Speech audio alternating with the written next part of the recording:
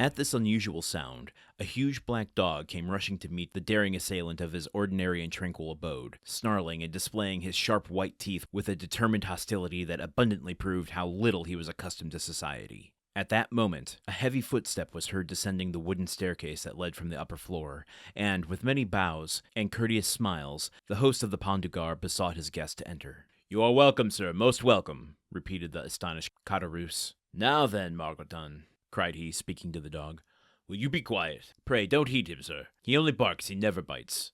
I make no doubt a glass of good wine would be acceptable this dreadfully hot day." Then, perceiving for the first time the garb of the traveler he had to entertain, Caderousse hastily exclaimed, "A thousand pardons! I really did not observe who I had the honor to receive under my poor roof. What would the abbé please to have? What refreshment can I offer? All I have is at his service." The priest gazed on the person addressing him with a long and searching gaze. There even seemed a disposition on his part to court a similar scrutiny on the part of the innkeeper. Then, observing in the countenance of the latter no other expression than extreme surprise at his own want of attention to an inquiry so courteously worded, he deemed it well to terminate this dumb show, and therefore said, speaking with a strong Italian accent, "You are, I presume, Monsieur Caderousse?" "Yes, sir," answered the host, with even more surprise at the question than he had been by the silence which had preceded it. "I am Gaspard Caderousse, at your service." "Gaspard Caderousse," rejoined the priest. "Yes, Christian and surname are the same. You formerly lived, I believed, in the Allées de Meilhan on the 4th floor." I got to admit, right now, the premise of this podcast is really frustrating me. So much mystery happening here, and so little new information each day. I guess the priest, or I should say the abbé, speaks for the first time, and clearly has been looking for Caderousse. He has the information that, he like, in that very last sentence, yes, Christian and surname are the same, as if he's, like, checking his roster of, like, okay, I gotta make sure I got the right guy. You formerly lived, I believed, in the Allées de Meilhan on the 4th floor. So, well, okay, hold on. Just a minute. Sorry, I gotta speak my words. I'm doing a podcast. Jesus Christ, Landon. First of all, he's clearly seeking out Caderousse, and verifying that he used to live in this place, the place when he knew Dante. So, could our speculation from yesterday that this is a agent sent by Villefort or the monarchy be true?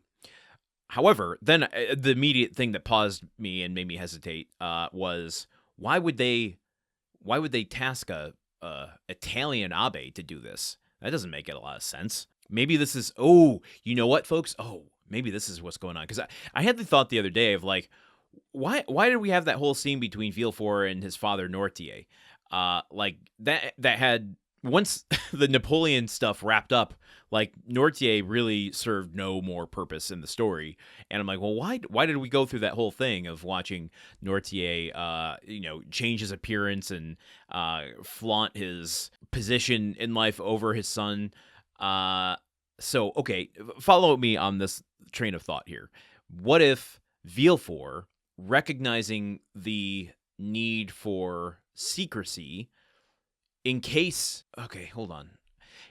I'm just going to start asking questions here, and I realize you can't answer them. But, okay, if the monarchy needs to recapture Dante and make him disappear for the fact that Dante has made them look like a fool by escaping, and they, for some reason, wanted to keep Dante in prison, or at least Villefort did, would they go to such secretive lengths to recapture him by getting an agent in an abbé? So where I was going with that is maybe Villefort had tapped into his father, Noirtier, for some sort of resource to, like, the underground networks that Noirtier kind of worked within, those Bonapartist, revolutionary sects that got by through secrecy.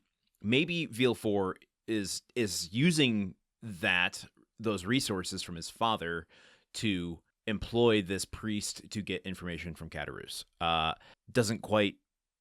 I still don't fully understand why he'd go to such lengths, but rather than just sending in, the army or a private investigator or something, or maybe that's what we're going to learn, that this priest is not only just a priest, but he's some sort of super detective on top of it. We don't even know his name yet. So I guess, okay, listen, this has been a lot of speculation this episode, I realize.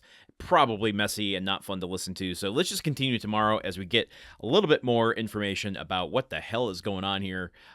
New mysteries abound here in Chapter 26. So join me here tomorrow as we hopefully start to unravel them. Okay, until then, goodbye. The Countdown of Monte Cristo is part of the Gruntwork Podcast Network. This show is produced, edited, and hosted by Landon Solano. The original text of The Count of Monte Cristo by Alexandre Dumas. Theme song by Magic Solo. If you want to support the show and others like it, visit patreon.com/gruntworkpod. Thank you for listening. See you tomorrow.